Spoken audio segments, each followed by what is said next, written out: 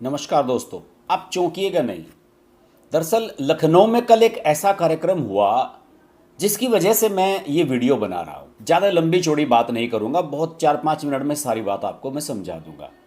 लखनऊ में एक सम्मेलन का आयोजन किया। बीजेपी का जो अल्पसंख्यक मोर्चा है उसने एक कार्यक्रम का आयोजन किया। पसमंदा जो पिछड़े होते हैं, मुसलमानों का बुद्धिजीवी वर्ग जो है, उसका एक सम्मेलन आयोजित किया गया क्राइस्ट चर्च कॉलेज लखनऊ में रविवार के दिन।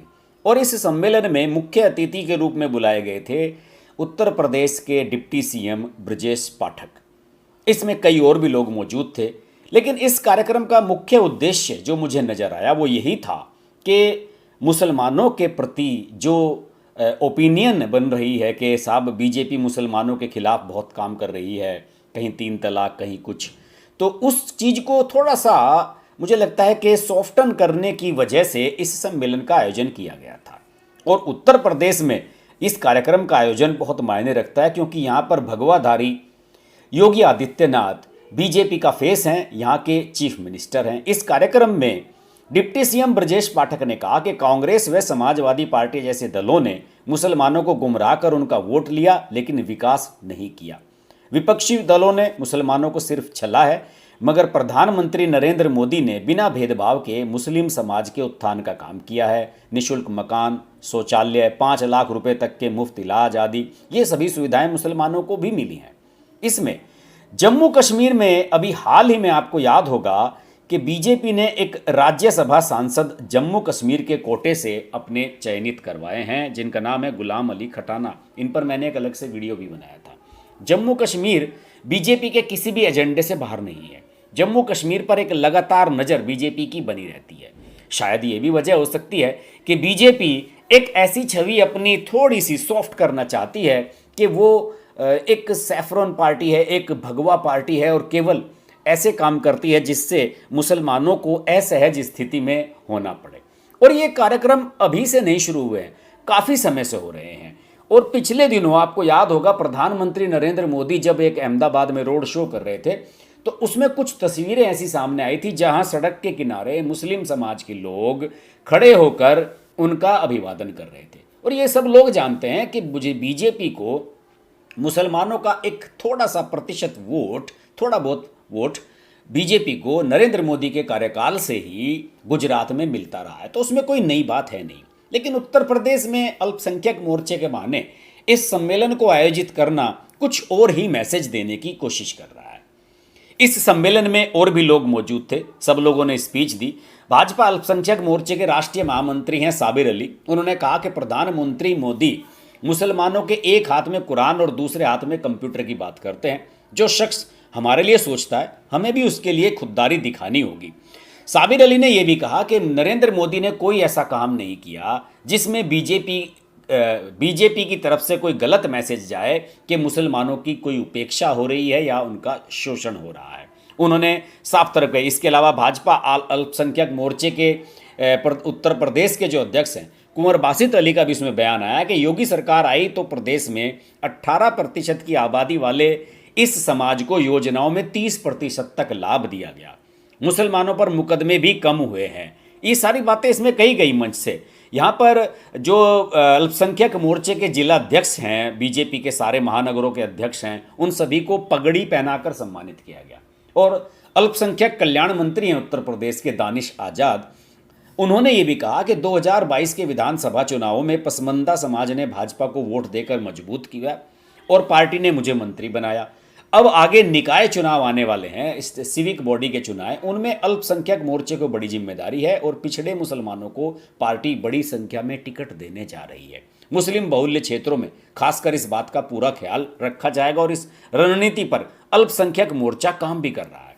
ब्रजेश पाठक ने पिछड़ा वर्ग के जो मुसलमान हैं जो इसमें आए थे, बुलाए गए थे, उनको यह समझाया कि बिरयानी बिना तेज पत्ते के नहीं बना जा सकती और उसे पकाने के लिए तेज पत्ते को अच्छे ढंग से पकाने की ज़रूरत है। उन्होंने कहा समाजवादी पार्टी ने, मुलायम सिंह यादव की जो पार्टी है, अखिलेश यादव की जो पार्टी है, इसने जैसे कि बिरयानी में या चावल में बनाते हैं, पुलाव में, उसमें एक तेज पत्ता डाल देते हैं स्वाद के लिए, मुसलमानों को सिर्फ इस तरीके से यूज किया है। लेकिन बीजेपी ऐसा नहीं करेगी। गुलाम अली खटाना जो राज्यसभा के सांसद बने हैं जम्मू कश्मीर से बीजेपी के, उन्होंने भी कहा कि विरोधी दलों ने मुस्लिम समाज को अपने जलसे में फिर सजावटी सामान बनाकर पेश किया, वोट लिया और फिर उन्हें भूल गए। 2014 में जब नरेंद्र मोदी प्रधानमंत्री बने, उसके बाद सारी योजनाओं का लाभ मुसलमानों को उतना ही मिलना शुरू हुआ जितना दूसरे वर्गों को मिल रहा है। कुंवर बासित अली, जो उत्तर प्रदेश के अध्यक्ष हैं अल्पसंख्यक मोर्चे के बीजेपी, उन्होंने कहा कि भाजपा सरकार में एक भी दंगा नहीं हुआ और पहले की सरकारें आपस में प्रदेश में शिया सुन्नी मुसलमानों को भिड़ाकर, हिंदू मुसलमानों को भिड़ाकर अपनी राजनीति किया करती थी। एक और कार्यक्रम हुआ, इस कार्यक्रम का आयोजन हुआ प्रयागराज में, उत्तर प्रदेश के। वहाँ पर कल मोहन भागवत थे, राष्ट्रीय स्वयंसेवक संघ के। वहाँ पर अखिल भारतीय कार्यकारी मंडल का 4 दिवसीय जो बैठक है उसका शुभारंभ रविवार को हुआ और उसमें बहुत सारे लोगों को श्रद्धांजलि अर्पित की गई, जिसमें अभी ब्रह्मलीन शंकराचार्य स्वामी स्वरूपानंद सरस्वती, आचार्य धर्मेंद्र, पूर्व न्यायाधीश RC लाहोटी, हास्य कलाकार राजू श्रीवास्तव, उद्योगपति साइरस मस्त्री जिनका भी एक्सीडेंट में निधन हो गया था, और पुरातत्वविद BB लाल को श्रद्धांजलि अर्पित की गई। लेकिन इन सब के बीच मुलायम सिंह यादव को भी श्रद्धांजलि अर्पित की गई। मोहन भागवत ने खुद उन पर पुष्पमालाएं चढ़ाई और मोहन भागवत भी उसी लाइन पर चल रहे हैं जिस पर बीजेपी चल रहे हैं। ये यूँ कह सकते हैं कि शायद बीजेपी ने और RSS ने मिलकर एक अपना स्टैंड क्लियर किया है कि हम आने वाले समय में थोड़ा सा सॉफ्ट कॉर्नर मुसलमानों के प्रति रखेंगे। आपको एक चीज़ मैं एक याद दिला देता हूँ, आप सब भूल गए होंगे कि ये अभी हाल ही में लगभग 20-25 दिन पहले की बात है, जब इमाम संगठन है जो पूरे देश का, उसके प्रमुख नेताओं से RSS प्रमुख मोहन भागवत ने मुलाकात की थी। कस्तूरबा गांधी मार्ग पर आप जब जाते हैं कनॉट प्लेस से इंडिया गेट की तरफ, तो बीचों बीच आपको याद होगा सड़क के बीच में एक मस्जिद बनी हुई है। उस मस्जिद की वजह से ही वहाँ पर एक चौराहा बनाया गया है, रास्ता सीधा नहीं होता है, उस मस्जिद के चारों तरफ घूमकर रोड जाती है। उस जगह पर यह दफ्तर बना हुआ है और वहाँ पर मोहन भागवत ने इनसे मुलाकात की थी और उसके बाद कुछ मुस्लिम नेताओं ने इस तरह के बयान दिए थे कि मोहन भागवत राष्ट्रपिता हैं। अब मुझे नहीं पता कि वो उन बयानों को लेकर कितना सीरियस थे या उन्होंने कोई कटाक्ष किया था। असदुद्दीन ओवैसी तो उस बात से नाराज़ हो गए थे, उन्होंने तो ये कहना शुरू कर दिया था कि आप मोहन भागवत की तुलना राष्ट्रपिता महात्मा गांधी से कर रहे हैं। लेकिन मुझे नहीं पता कि इमामों ने और मौलानाओं ने जिनसे मोहन भागवत अक्सर मुलाकात कर रहे हैं, उन्होंने उन्हें राष्ट्रपिता किस सेंस में कहा था। लेकिन राष्ट्रपिता शायद इस सेंस में कहा हो कि वो बीजेपी का क्या किसे कहना चाहिए कि एक पैतृक संगठन है RSS, तो शायद इस सेंस में उन्होंने कहा हो कि मोहन भागवत जी बढ़िया आदमी हैं। मोहन भागवत खुद भी कहते रहे हैं कि मेरे मुलायम सिंह यादव से भी अच्छे संबंध थे। ठीक है, संबंध थे, लेकिन आप क्यों इस तरह की छवि दिखाने की कोशिश कर रहे हैं। मेरे एक पत्रकार मित्र हैं, उनसे मैंने इस बारे में बात की कि भाई ये क्यों हो रहा है, तो उन्होंने कहा कि हर्ष जी मुझे तो ऐसा लग रहा है कि नुपुर शर्मा प्रकरण के बाद इंटरनेशनल कम्युनिटी का दबाव है और ख़ासतौर से गल्फ़ कंट्री जहाँ पर भारतीय बहुत भारी संख्या में रहते हैं, वहाँ पर कुछ मैसेज इस तरह का गया। आपको याद होगा जब नुपुर शर्मा का विवादित बयान आया था जिस पर हंगामा हुआ था, कुछ हत्याएं भी हुई देश में, तो उसके बाद कतर और कई गल्फ़ कंट्रीज़ ने भारत पर दबाव बनाया था और भारत ने उस बयान से खुद को अलग करते हुए नुपुर शर्मा को बीजेपी से निष्कासित कर दिया था। उनके खिलाफ केस चल रहे हैं बहुत सारे, वो बेचारी मुकदमे लड़ रही हैं। लेकिन अंतर्राष्ट्रीय स्तर पर शायद बीजेपी को ऐसा लगा कि मोदी की जो सरकार है उसका मैसेज बीजेपी का वो सही नहीं जा रहा है और उन पर एक कट्टरपंथी सोच की पार्टी होने की इमेज बनती जा रही है इंटरनेशनल लेवल पर। और कुछ मंचों पर शायद नरेंद्र मोदी कट्टरपंथी नहीं दिखना चाहते।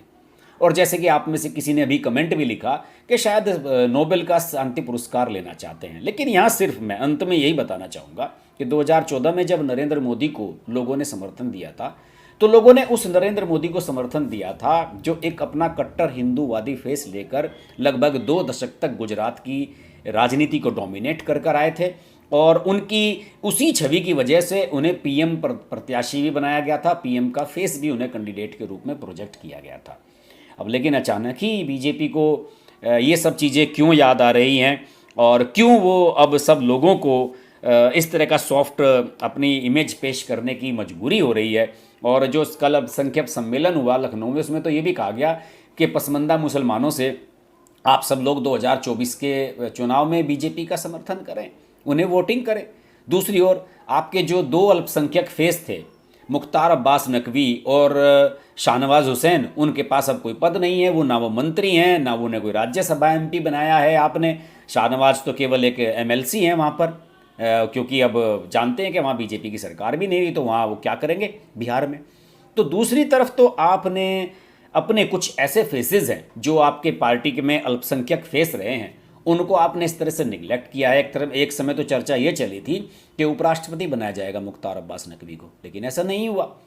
तो एक तरफ तो आप इस तरह से आप ट्रीट कर रहे हैं मुसलमानों को, और दूसरी तरफ एक इमेज दिखाने की कोशिश कर रहे हैं कि हम सेकुलर बन रहे हैं और मुसलमान भी 2024 में हमारे साथ जुड़े हैं। ये किस तरह का विरोधाभासी चेहरा है बीजेपी और आरएसएस का, ये मेरी समझ से बाहर है। बाकी आप सब लोग भी समझदार हैं, आप समझ सकते हैं कि ऐसा क्यों हो रहा है, और ऐसा करने से कुछ होने वाला है नहीं। जिसे वोट जहाँ देना है वो वही देगा। आप कितनी भी किसी की भी मान मुनव्वल कर लीजिए, आपको मुसलमानों के वोट मुझे नहीं लगता मिलने वाले हैं।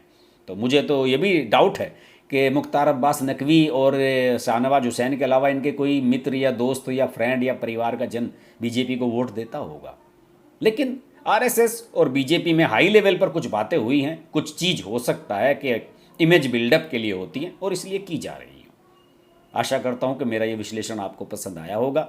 इसको लाइक कीजिएगा, वीडियो को शेयर जरूर कीजिएगा। चैनल सब्सक्राइब नहीं किया है तो सब्सक्राइब कर लीजिए, और सब्सक्राइब कर लिया है तो ये ध्यान से देख लीजिए कि आपने नोटिफिकेशन के लिए बेल आइकन प्रेस किया है या नहीं। अगले वीडियो में किसी नए विषय के साथ आपसे फिर मुलाकात करूंगा। नमस्कार।